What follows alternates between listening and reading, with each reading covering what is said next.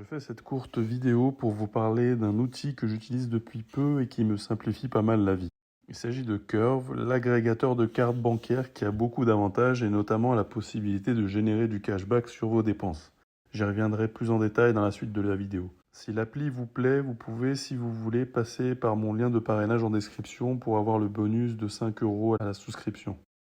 Curve n'est pas exactement un compte bancaire comme on pourrait le croire, ni même une carte bancaire au sens où on l'entend d'habitude, mais c'est en fait ce qu'on appelle un agrégateur de cartes. C'est une carte de paiement Mastercard qui rassemble toutes vos cartes en une seule grâce à son appli. Donc avec une seule carte, vous pouvez utiliser toutes vos CB sans avoir à les porter physiquement sur vous. D'ailleurs, vous n'avez pas non plus à porter physiquement sur vous la carte Curve si par exemple vous avez l'habitude de payer avec Apple ou Google Pay. Vous pouvez bien sûr payer directement avec la carte physique comme avec n'importe quelle carte.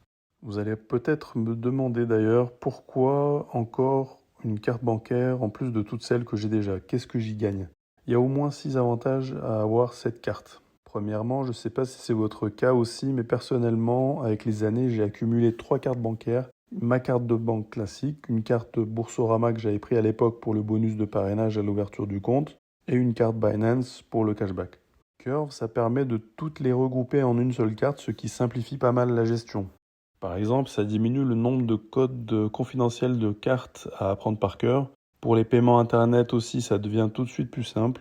On utilise à chaque fois le même numéro de carte, la même date de péremption, les mêmes 3 chiffres à l'arrière. Avant de faire le paiement, vous choisissez la carte qui va être débitée directement dans l'appli. Deuxièmement, vous pouvez avoir du cashback en fonction de l'offre que vous choisissez, qui sera cumulable avec le cashback de vos cartes intégrées si vous en avez, mais aussi avec le cashback de plateformes comme Igral. D'ailleurs, si vous le souhaitez, vous avez un petit bonus de 5 € à la souscription en passant par mon lien de parrainage. Troisièmement, vous avez ce qu'on peut appeler un droit au remords, c'est-à-dire la possibilité d'annuler le paiement jusqu'à 1 mois après l'avoir fait. Quatrièmement, les retraits et les paiements à l'étranger sont sans frais jusqu'à une certaine somme par mois. Il y a différents plafonds en fonction des offres choisies. Cinquièmement, c'est beaucoup plus simple de suivre vos dépenses. Elles apparaissent en temps réel sur l'appli et pas avec un délai de plusieurs jours comme dans les banques classiques. Sixièmement, vous avez la possibilité de paramétrer des règles de paiement, c'est-à-dire que vous pouvez choisir quelle carte utiliser en premier et passer automatiquement à une autre en cas de solde insuffisant.